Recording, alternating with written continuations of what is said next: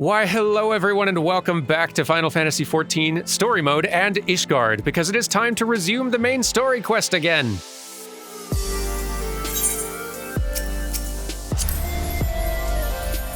Yes, today we are going to begin the 3.1 patch of story quests that were released following Heavensward, and I'm very excited about it because it's been a long time since I played this stuff. And I recall there being some very good things. I've said it before, and I will continue saying it. A lot of my favorite Final Fantasy XIV story stuff happens in the patches between expansions. It's very good. Tataru, how are you? The search for our missing friends continues. Should I learn something, I'll be sure to let you know. Please do. Alphino wishes to share the latest developments in the search for the missing scions. Please do. Fortuitous timing as always, Derman. Tataru was about to brief me on the search for our missing comrades. If you would be so kind, then. Absolutely. You'll be pleased to hear that Riol and his men have been making excellent progress. You remember how Flamen helped me to escape the Crystal Braves in Limsa Lominsa, only to then disappear? Well, according to Riol, she crept aboard a ship bound for Radzatan, where she's been hiding ever since. He assures me that it won't be long before we're reunited. As for Ida and Papalimo, the remains of their link pearls have been found, and in Pearl Lane, of all places. Riol thinks they must have disposed of them before escaping or after escaping from the Royal Promenade. Yes, that would make sense. They could not risk being eavesdropped upon by our betrayers. We are all but certain they fled the city shortly after, though we still don't have a clue where they went. I see. And what of Thancred and Minfilia? I'm afraid I have nothing new to share about those two. But it's not all doom and gloom. The good news is we've enlisted the services of a Sharlayan scholar, one of the students of Baldesion, to aid in the search, who should be arriving any day now. One of the students, you say? I should very much like to meet this scholar, if time permits. But first we must attend to a more pressing matter. Sir Emmerich has summoned the two of us for a private audience. The messenger did not specify what he wished to discuss, only that it was urgent. Assuming you have no objections, Derman, I suggest we proceed to the congregation forthwith. And mayhap we can meet with the scholar afterwards. Agreed? Sounds like a plan. In that case, I think I'll return to the Forgotten Knight for now. Things are liable to fall apart if I'm gone too long, you know. That is true. Okay. Let's go see Sir Emmerich in that spot where he always is. Ah, you beat me here. Good invariably triumphs over evil in fairy tales, yet they are conspicuously reticent about what follows. But 14 isn't, and that's why, well, one of the many reasons that I very much like it. The Lord Commander's within. Pray proceed, sir.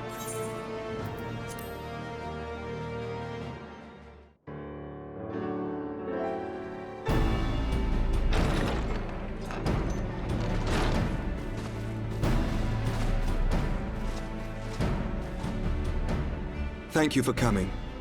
I wish to speak with you both in a place where privacy was assured. We quite understand. What was it that you wished to discuss?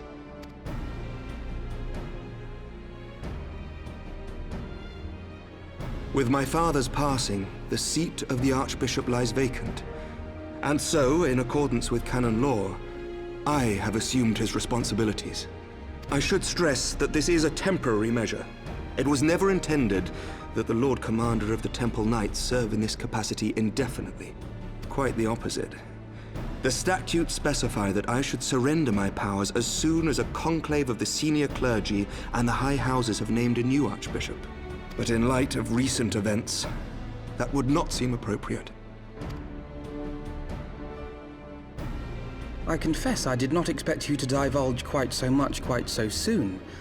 The details of the Archbishop's plans, perhaps, but the true origin of the war and all it entails? I, too, had concerns. But when the Warrior of Light is witnessed returning to the capital upon the back of a dragon, one's options are rather limited. Mayhap I could have concealed certain details, but for how long? And at what risk? Should the truth have come to light in the meantime, how would the people have viewed my silence? Yeah, that's on me. My bad. After 1,000 years of lies and secrecy, I could not well abuse their trust and hope to be believed. The time for deception has passed. I only wish the people agreed. That some would deny the truth I had anticipated, but not this many. And among the few who acknowledged that my father had to be stopped, no small number question our methods. If they suspect a coup, it will not be long before some turn to violence.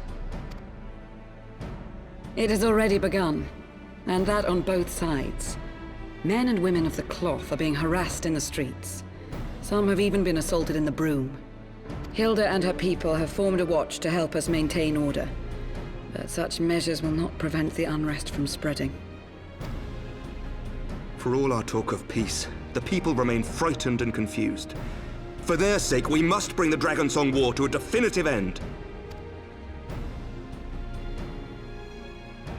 And we should be glad to help you, Sir Emmerich. But what precisely would you have us do?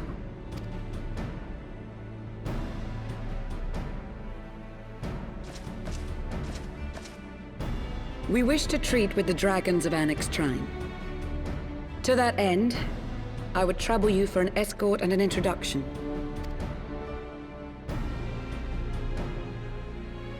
Annex Trine? You would speak with Vidofnir then?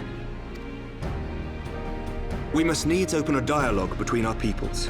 Acting as my representative, Lucia will extend an invitation to their leader, that she might visit us here in Ishgard. Were she still with us, I would of course have beseeched Isel's assistance in this matter. But as she is not, I must ask that you aid us in her stead. Will you do us this favor?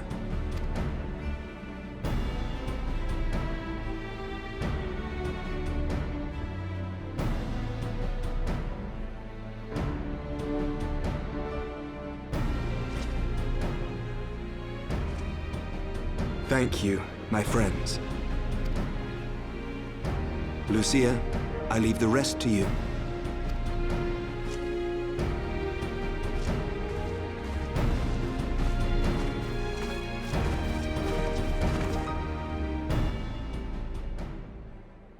In the wake of the Archbishop's fall, the nation of Ishgard trembled, the faith of her people shaken to its very core.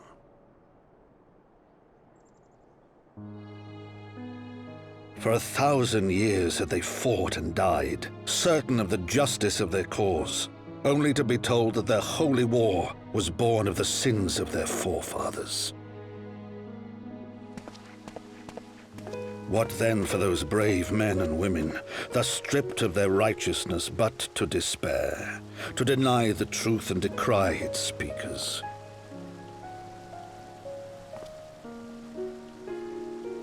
And what then for those whom they defamed but to hope on, to have faith in a brighter tomorrow?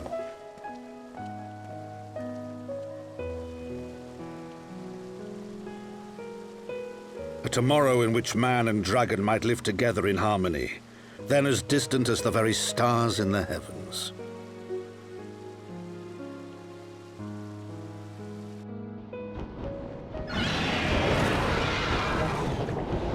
Yet while we dared to hope, deep within his lair the enemy lay, gathering his strength. Nidhogg, now possessed of his 2 eyes and the body of the Azure Dragoon, prizes to which he had laid claim at the very hour of the hero's triumph.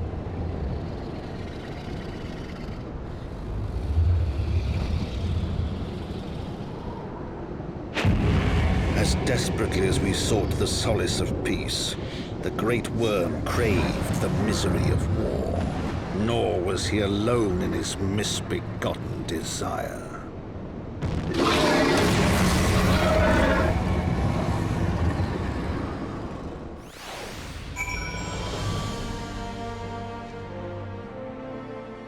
Yep, this whole Dragonsong War problem is definitely not yet resolved.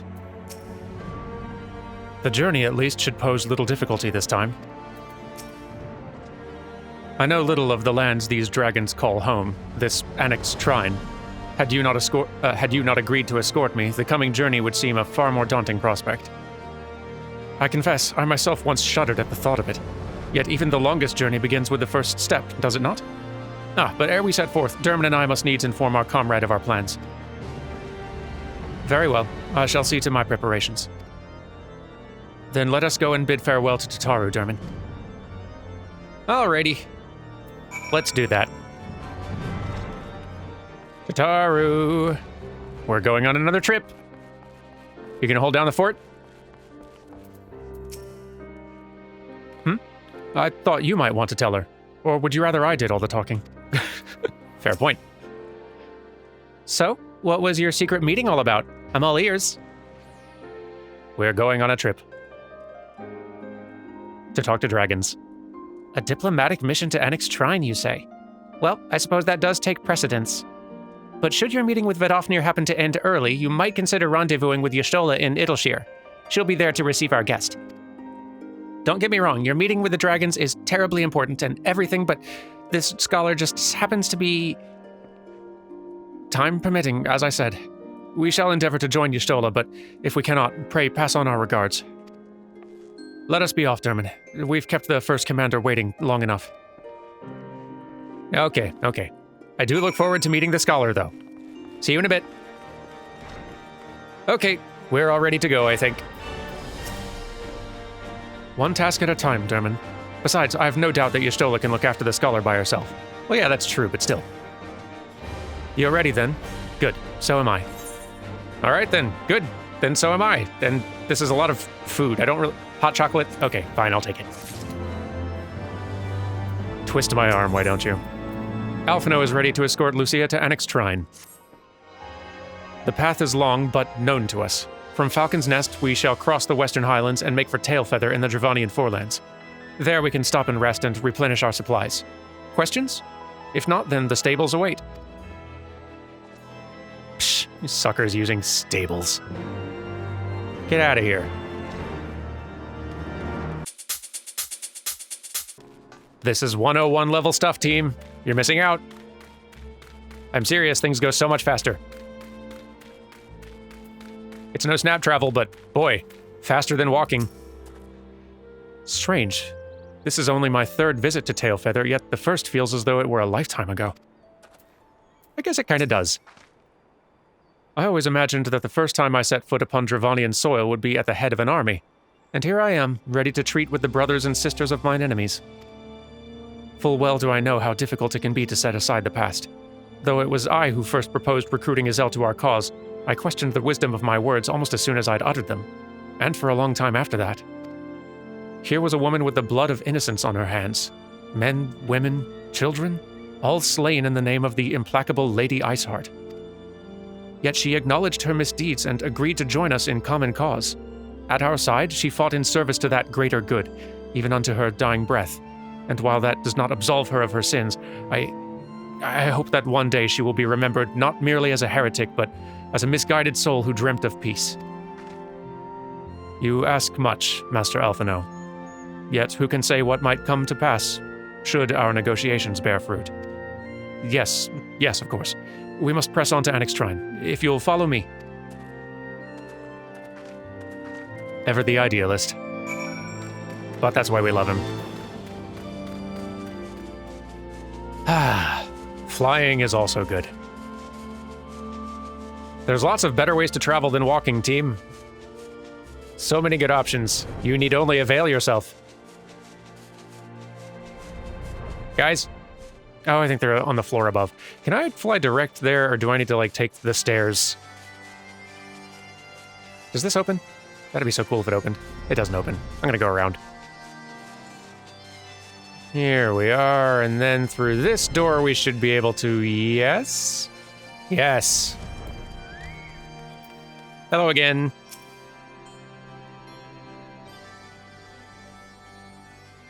Thou art ever welcome here, friend of Isel. But this one I do not know.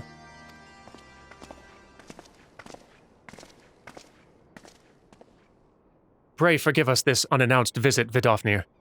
May I present to you Lucia, first commander of the Temple Knights of Ishgard, and our trusted friend.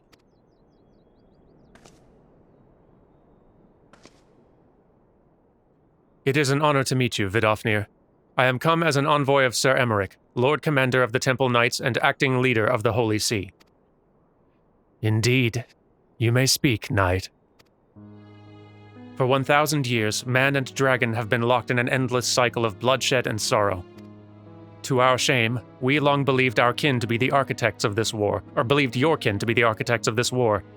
But now we know the truth, that King Thordan and his Knights 12 did willfully betray and murder the great worm Ratatoskr, shattering the peace between our peoples. For 1,000 years, our leaders conspired to conceal this truth, a truth which was at last laid bare by the Warrior of Light, the Azure Dragoon, and Isel. Alas, a deception so intricately wrought cannot be undone in a moment, and our people labor to accept the truth. After an eternity of war, who would dare to dream that peace could at last be within our grasp? Yet dream we must, as Isel once did. And we must make that dream a reality, as she could not. We humbly beseech you, Vidofnir, join hands with us in friendship once more, before the eyes of my people, in Ishgard. A most unexpected invitation. I have heard your request, Knight. However, I cannot give you mine answer. May I ask you why? This matter concerneth my sire. He must needs be consulted.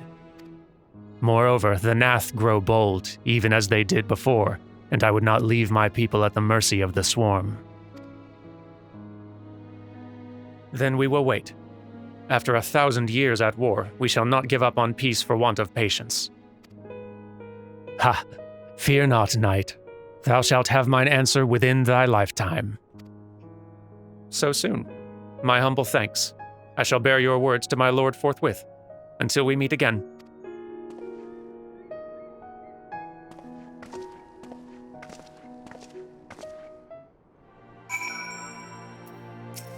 Good job keeping the peace, by the way. Never did I think to see a knight of Ishgard come unto Onyx Shrine, bearing words instead of steel. Would that the Nath could show the same restraint. Too many children have fallen to their spears and muskets.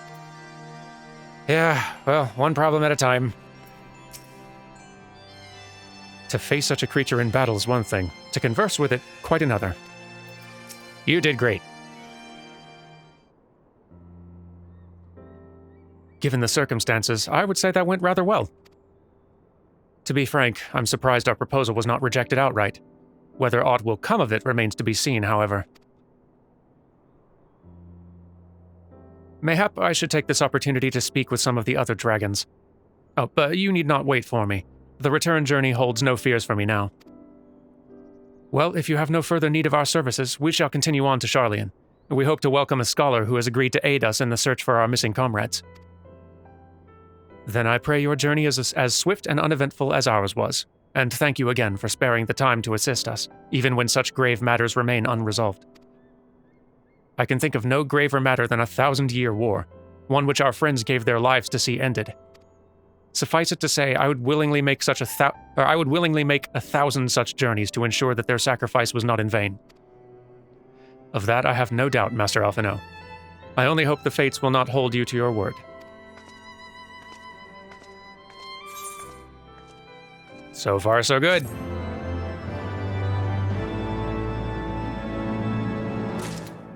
All right then. Shall we be off? Alphino's eager to set out for Sharlayan. So, it would seem we have time to greet this scholar after all. How delightful. I shall be interested to hear how she means to go about finding Minfilia and Thancred. I can only assume she is privy to some new investigative technique. In any event, our first order of business is to rendezvous with Y'shtola in Idleshire. It's a plan. To Idleshire! I'm here! Another conspicuously uneventful journey. It would seem we're destined not to be late. Ah, Derman, 'tis good to see you. I confess I had assumed your business in Onyx Shrine would detain you longer. Did your meeting with Vidofnir go well? As well as can be expected. She must discuss Sir Emmerich's proposal with Hraesvelgr, of course, but she seemed amenable to the suggestion. What of our Sharlayan guest? Has she arrived yet? She has, but when I explained that you would be joining us, she asked if she might use the intervening time to explore. I agreed to meet her outside on Frontbridge. we should be on our way. Oh, exciting. A new friend.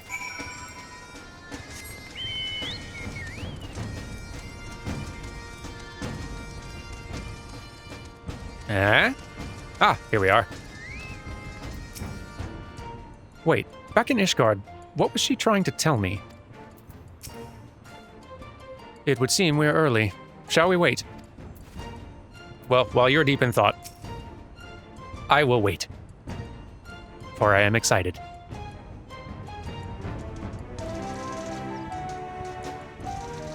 Waiting.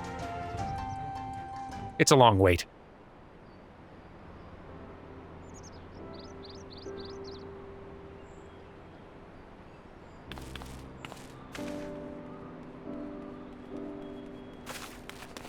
Hello. I'm terribly, terribly sorry to have kept you all waiting. You need not apologize. We arrived but a moment ago ourselves. Pray, allow me to introduce Krile, who has recently come from the Sharlayan motherland. She has generously offered to assist us. Oh, please, think nothing of it. A trip to Eorzea was long overdue. You must be the Warrior of Light. Yes, you certainly do look the part. A pleasure to meet you at last, sir. Likewise. And who is that I spy but young Alpha No Levieux himself? I dare say someone's grown an ilm or two in my absence. Or are those lifts in your boots? We, Miss Krile and I met at the studium years ago. I shall forever be indebted to her for her sage guidance. It was no small task keeping him out of trouble, believe you me. The youngest ever to enter the studium, him and his sister, 11-year-old prodigies. Suffice it to say, social graces were not among his list of talents. Striding up to his seniors on his first day, head held high. What was it he said again? Thank you, Krile. Well, now I want to hear it. For what? I haven't finished yet. Would you care to attempt a more dexterous deflection? Mayhap we should save this delightful conversation for a more fitting occasion, when pressing matters do not demand our undivided attention. A bit much, but better. I can tell you have been putting your skills to use here in Eorzea. Henceforth, I trust you will dazzle me with your eloquence at the first time of asking.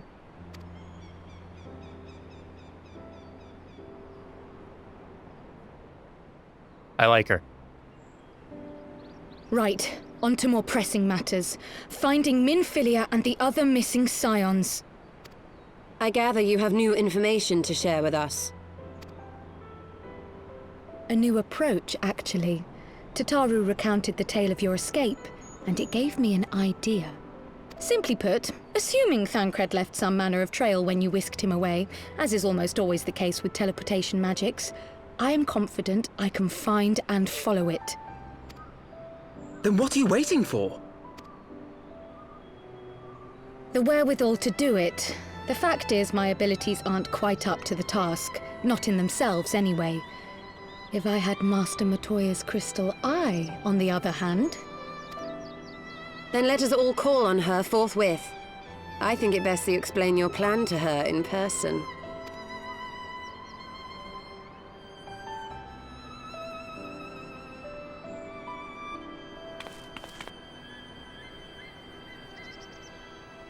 Welcome to the team, Krile. You will fit right in.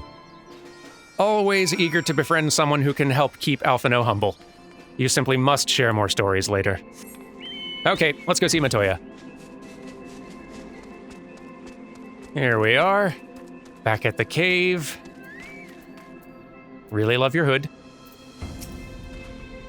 She was less than flattering about my technique when last we met, but this time I've come prepared.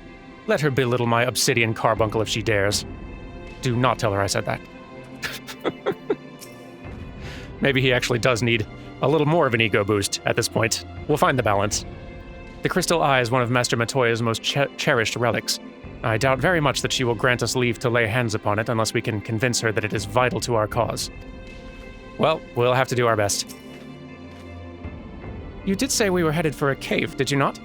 Because I certainly don't see a cave nearby. Is Master Matoya meeting us on the way or something? Oh, let me show you. The prospect of meeting the famous Master Matoya seems to have set Krile thinking.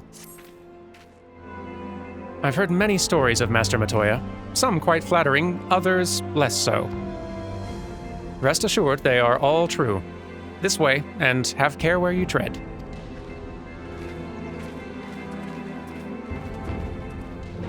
I like Krile.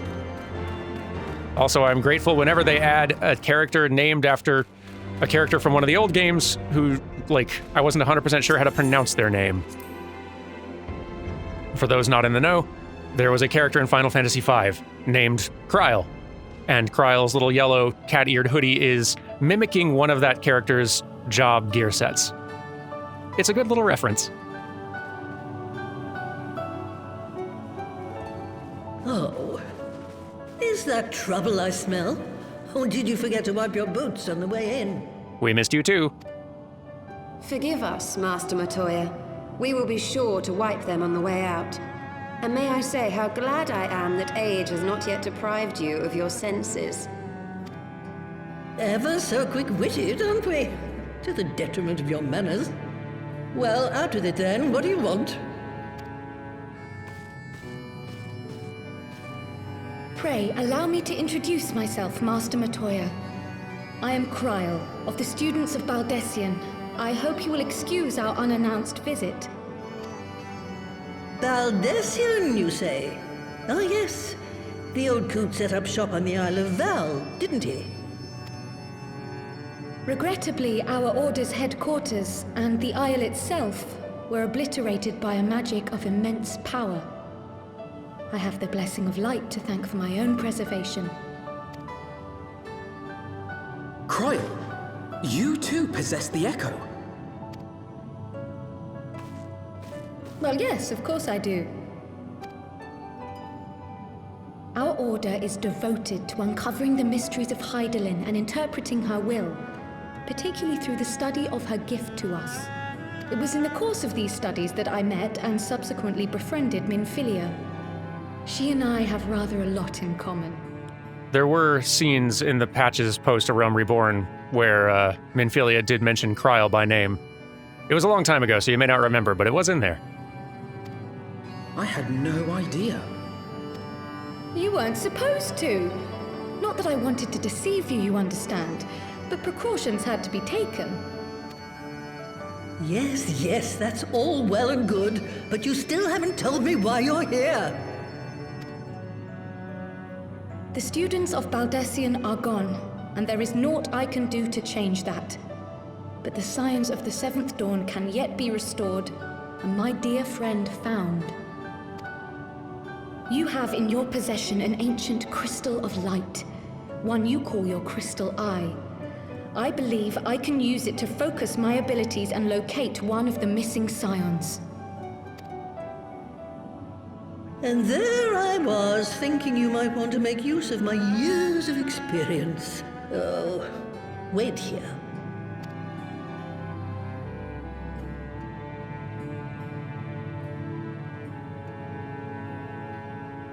Long did I ponder the nature of this crystal and its familiar radiance, but never did I suspect it was a crystal of light. On the cusp of an umbral calamity, souls blessed with the power of the Echo invariably appear.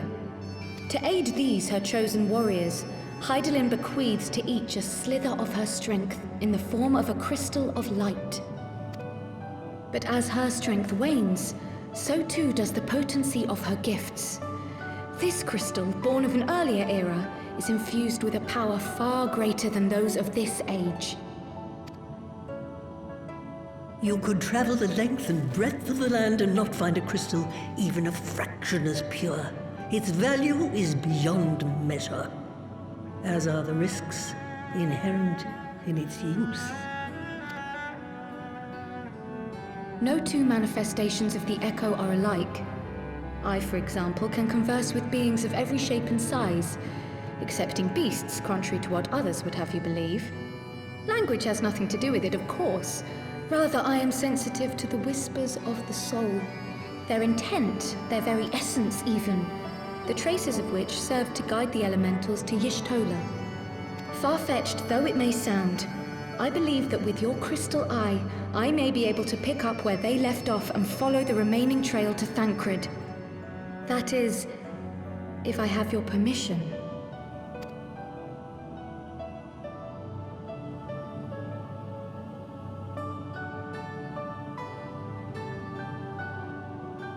Well, the poor sod's not going to find himself. So, as long as you don't drop it or take it out of my sight, you may do with it what you will. Thank you, Master Matoya. I so love everyone in this room. Then let us begin.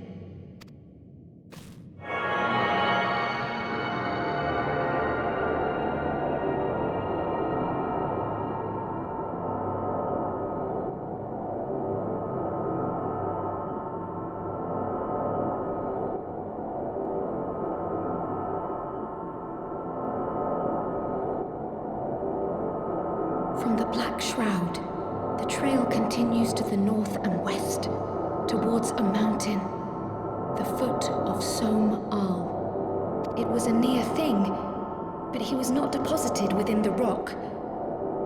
I think.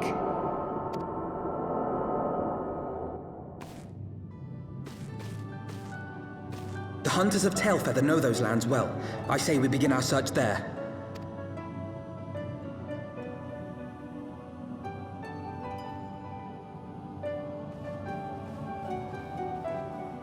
A lead! At last!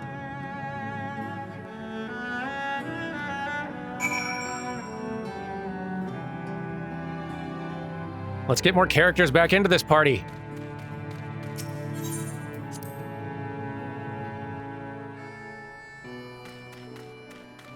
Like, now that we're kind of past those Realm Reborn doldrums, the writing on characters has gotten so much stronger that, like, the more of them are around, the more time you spend around them, the more they just kind of strengthen everything around them. You kind of get to a certain point where just spending time with the characters is all you want to do.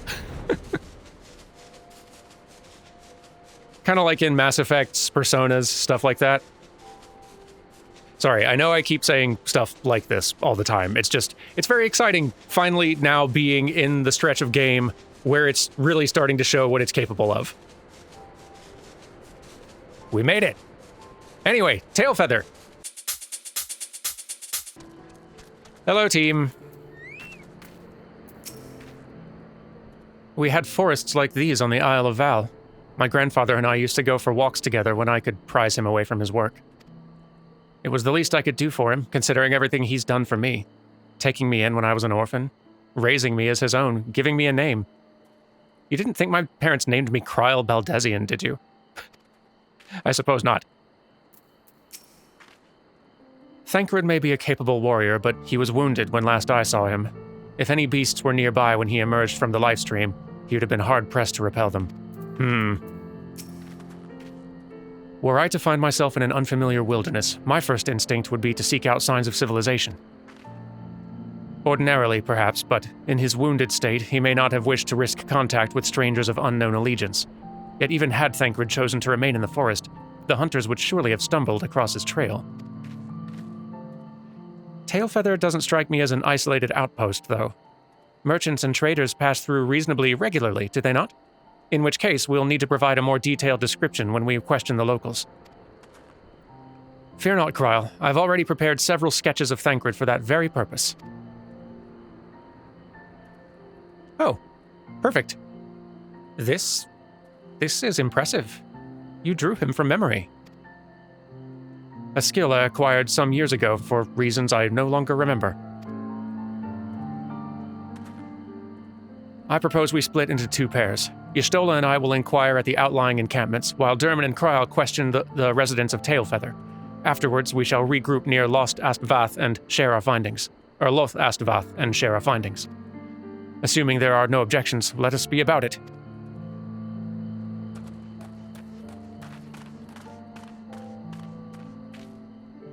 My, he certainly has matured, hasn't he? Hard to imagine he was once a boy who practiced drawing for hours to impress young ladies. Anyway, we had best get started. Find me when you've finished making your rounds. Will do. And thank you for the stories. Keep them coming. Okay. To business. Does anyone know about a Thancred? Searching for a friend of yours? Let's have a look then. A surprisingly accurate depiction of the missing Thancred, suggesting that Alphino may have mistaken his life's calling. Have you seen this man? Nope, ain't seen him around. Sorry. That's alright. Thank you for your time. Next. Hello? Marcechamp? Have you seen a Thancred? What's that you got there? A sketch? Yes, indeed. Pretty good one, too.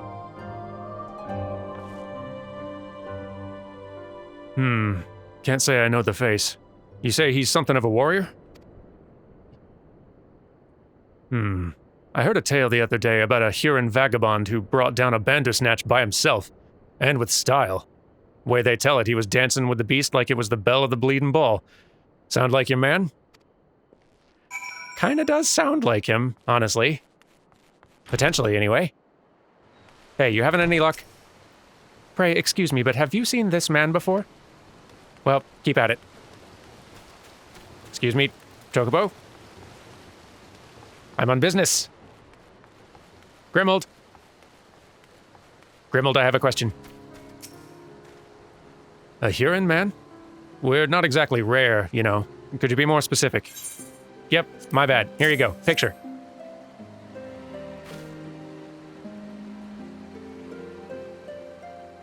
I did spy this one bloke a while back. Didn't get a good look at his face, but it could have been him. This was beyond the forest, as I recall, along the river to the west of Tailfeather. I remember thinking he wasn't much of a hunter. The lad was making no effort to cover his tracks, see? That and he was carrying an axe instead of a bow. Oh. Not quite what I've known Thancred to wield, but in a pinch, I'm sure he can improvise. Excuse me. Krile. I have a lead, maybe. Finished? In that case, I think we've learned everything we can here. Let's see what the others have found out.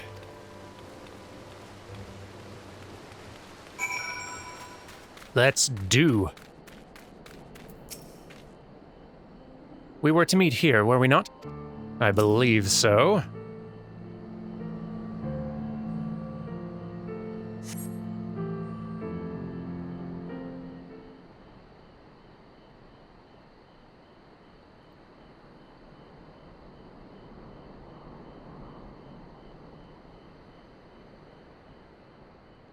My apologies for our late arrival. We thought it was wise to question as many hunters as we could.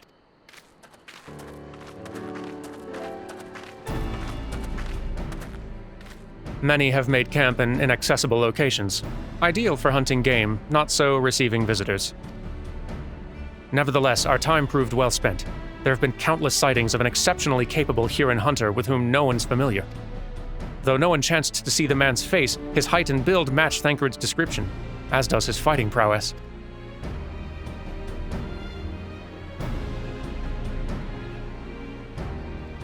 So you've heard the same tales. Be that as it may, we yet want for conclusive proof. Mayhap this is unrelated, but I heard a curious tale regarding a Vath trader. He came to Tailfeather in search of garments fit for a man of refinement, which seemed a rather curious description for one of his kind. You're implying that Thancred sent a Vath to market in his stead. Why would he not go himself? Well, if you recall, you yourself emerged from the livestream as naked as your name day. It's a scene I shall never forget. Is it now? Well, I was pleased to see you. I mean, it was a simple statement of fact. It stands to reason that Thancred found himself in the same predicament. In any case, if he had dealings with the Vath, they should be able to tell us, no? Quite right, Krile. Quite right. Sounds like a plan. Man, our boy is having an embarrassing day. I'm enjoying it, though. Doing all right, pal. Tell you what, let's resume this next time. Thank you all very much for watching, and I will see you next time for the continuation of this post-Heavensward story. Do take care, and goodbye.